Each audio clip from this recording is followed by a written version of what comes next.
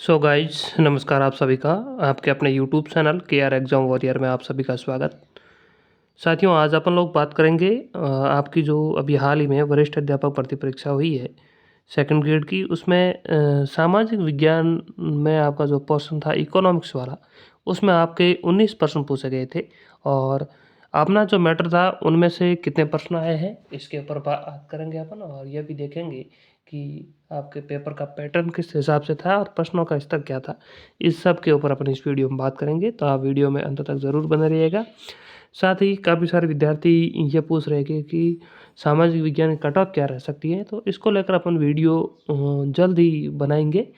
देखिए अभी तक यूँ कहें कि आरपीएससी की जारी नहीं हुई है, लेकिन प्रयास करेंगे कि जो भी साथी हमारे साथ जुड़े हुए हैं उसके अंक कितने आ रहे हैं और क्या वास्तविकता है, इन सब के ऊपर वीडियो अपन एक बनाएंगे। उसके ऊपर मैं बात करूंगा कट ऑफ को लेकर, और एक रियल कट ऑफ मैं आपको बताऊंगा। और मैं आपको बता दूं 2022 की जो सेकंड ग्रेड भर्ती थी, फिर संस्कृत विभाग वाली, और उसके बाद 24 में जो आपकी सामान्य विभाग की भर्ती हुई थी, उन तीनों की जो कट ऑफ मैंने बताई थी वही रही थी। तो कट ऑफ को लेकर बात अपन अगले वीडियो में करेंगे। आज अपन बात करते हैं अपना जो मैटर था उसमें से इकोनॉमिक्स के कितने प्रश्न हैं। देखिए ये प्रश्न है आर्थिक समीक्षा 2025-26 के अनुसार सेवा क्षेत्र में कौन से उप क्षेत्रों ने वित्तीय वर्ष 2025 में अनंतिम अनुमान के दौरान मौद्रिक सकल घरेलू उत्पादन में उच्चतम योगदान प्रदर्शित किया। तो इसका उत्तर देखिए 4 नंबर सही माना है, और 4 ही है। और ये जो मैटर है अपना जो इकोनॉमिक्स स्पेशल भाग था उसमें तो नहीं है, क्योंकि उसमें जो आंकड़े थे उस वो हमने नहीं दिए थे विद्यार्थियों को। लेकिन जिन विद्यार्थियों ने जो हमारे शॉर्ट नोट्स खरीदे थे कृषि, सेवा क्षेत्र और उद्योग, और जो शॉर्ट नोट्स थे प्रथम पेपर के लिए, उसमें ये अपने नोट्स में पढ़ा है। अगला प्रश्न था संरचनात्मक मुद्रास्फीति उत्पन्न होने के कारण हो सकते हैं। तो देखिए इसका तीनों ही सही है, और पहले अपन प्रश्न देखेंगे और प्रश्नों के लास्ट में मैं आपको प्रूफ बता दूंगा, और ये भी अपने मैटर में है। अगला देखिए साख विस्तार के निवेश गतिविधियां बढ़ेगी जब केंद्रीय बैंक, देखिए एक तो केंद्रीय बैंक जब दर घटाएंगे तब, और प्रतिभूतियां खुले बाजार से खरीदेगी, जब प्रतिभूतियां खुले बाजार में खरीदेगी पैसा बाजार में जाएगा, यानी ए और डी सही है। अगला देखिए वर्ष 2025 में भारत सरकार ने कितने श्रम कानूनों को 4 श्रम संहिताओं में समेकित किया है। तो इसका उत्तर मेरे हिसाब से 29 मान रहे हैं, लेकिन ये अपने नोट्स में है नहीं, पहले मैं आपको बता दूं। और ये भी अपना नोट्स में है नहीं, क्योंकि ये देखिए अगर किसी ने विस्तृत किताब लिखी थी तो उसमें तो ये मिल सकता है, लेकिन अपने जो मुद्रा वाला पोर्शन था टॉपिक था उसमें मैंने ये नहीं डाला था। और अगला प्रश्न था इनमें से कौन सा सही नहीं है। देखिए ये भी काफ़ी शानदार प्रश्न था, और ये अपने मैटर में है नहीं, तो इसलिए इसका उत्तर क्या माना जाएगा वो जब की आएगी तब अपन देखेंगे, पहले देखने का कोई औचित्य इसका है नहीं। बाकी देखिए ये कुछ किताबों में या एनसीईआरटी की जो आपकी किताब थी उसमें ये सीधा का सीधा लिखा हुआ है, वहाँ से इन्होंने हूबहू उठाया है। अगला देखिए किसानों को लाभकारी मूल्य सुनिश्चित करने के लिए केंद्र सरकार 22 अधिसूचित फसलों के लिए न्यूनतम समर्थन मूल्य की घोषणा करती है, जिसमें खरीफ, रबी और वाणिज्य को बताना था आपकी। तो इसमें आपका शब्दार्थ 6 और 2 है, और ये अपने जो शॉर्ट नोट्स हमने उपलब्ध करवाए थे प्रथम पेपर में उसमें दिया हुआ है।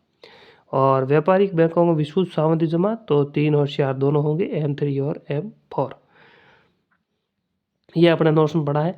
अगला था समवित आवर्ती बटन में मध्य वाला, तो ये देखिए ये एक हमने लास्ट में एक पीडीएफ उपलब्ध करवाई थी उसमें आपने दे रखा था।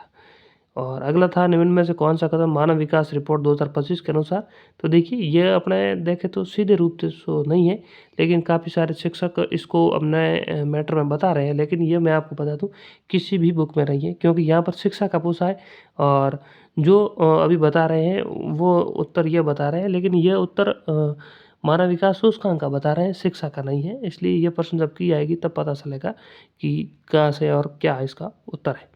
अगला था राष्ट्रीय आय वाला प्रश्न था, और इसमें देखिए अपन देखेंगे तो बी और सी दोनों सही है, ये गलत है, ऐसा कुछ है इसमें।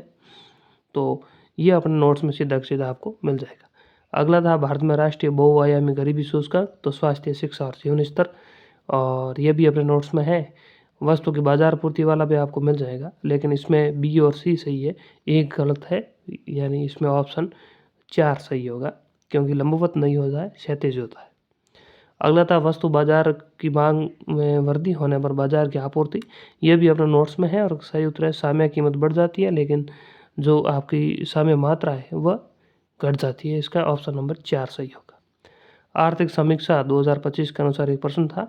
यह जो प्रश्न था अपनी जो प्रथम पेपर में जहाँ शॉर्ट नोट्स उपलब्ध कराए थे वहाँ तो ये अपने उसमें मिल जाएगा, लेकिन आप अपने जो अर्थशास्त्र के जो स्पेशल सेकंड पेपर में था वहाँ पर ये नहीं दिया हुआ था। अगला देखिए, भारत में वस्तुओं और सेवा जीएसटी वाला अपने नोट से बाहर है। फिर था राष्ट्रीय आय की गणना करते समय कौन सी बाजार सौदों को शामिल नहीं किया जाता है, तो तीनों ही है इसमें, 1, 2 और 3, और ये अपने नोट्स में आपको मिल जाएगा। फिर था आर्थिक समीक्षा के अनुसार, ये अपने नोट्स में तो नहीं है, लेकिन ये करंट रिलेटिव है, तो आर्थिक समीक्षा की एक पीडीएफ डाली थी, वहाँ आपको ये मिल जाएगा। और इसमें देखें तो इसमें ए जो है वह सही है और बी इसमें गलत है।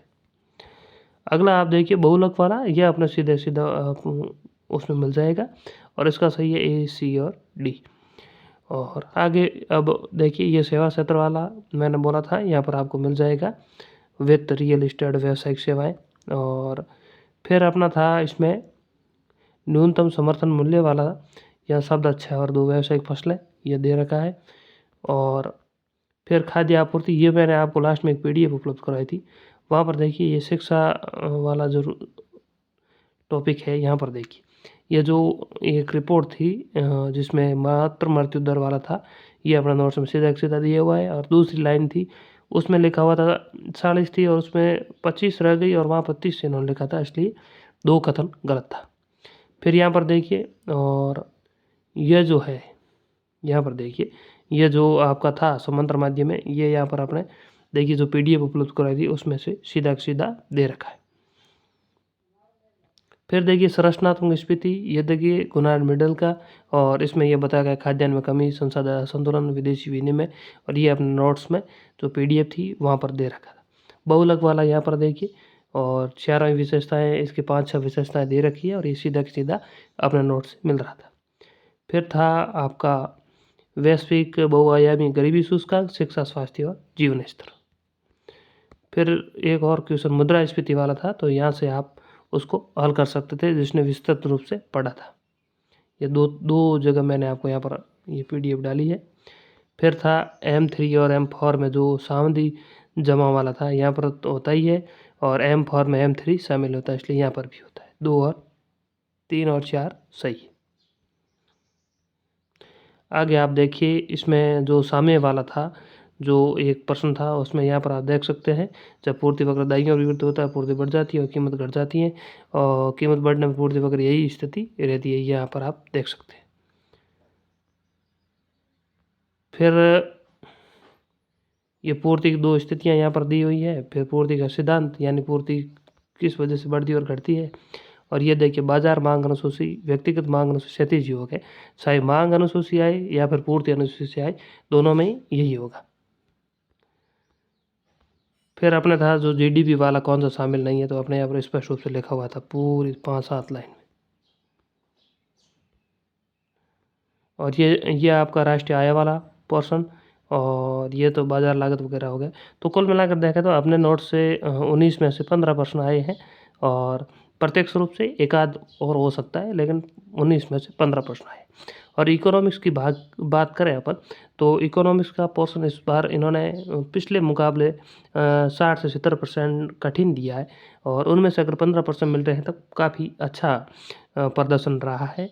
और अनेकों ऐसी किताब है तो जो ये दावा कर सकता है कि 15 से ज़्यादा है, तो भी मैं मानूंगा कि अपने नोट्स का प्रदर्शन अच्छा है, क्योंकि अपने नोट्स की बात करें तो 60 से 70 पेज से मुश्किल से, और 70 पेज में से 15 प्रश्न आना एक बहुत अच्छी बात है। बाकी सारी मैं आपको बता दूं, पुस्तकों की बात करें तो अनीसा मैम की जो आपकी पुस्तक थी लगभग 200 प्लस पेज में थी, और उनमें से ही इतने ही आए हैं। तो और हो सकता है एक आध प्रश्न ज़्यादा या कम हो सकता है, फिर भी इतने ही आए हैं 220-25 पेज में से। इस हिसाब से देखें तो अपना स्कोर काफ़ी अच्छा था। बाकी इकोनॉमिक जो सब्जेक्ट है, समझने लायक टॉपिक होते हैं उसमें, और समझ आधा 80% ज़्यादा आता है। इसलिए जो ज़्यादा अच्छी तरीके से पढ़ता है और उस हिसाब से प्रश्न अगर करता है तो उसके प्रश्न सही हो जाते हैं। तो यह प्रदर्शन रहा है।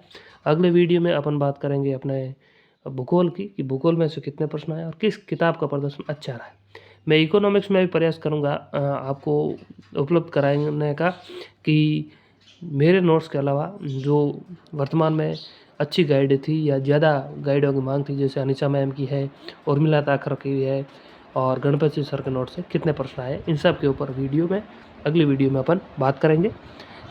तो धन्यवाद साथियों, मिलेंगे अगले वीडियो में, तब तक के लिए धन्यवाद।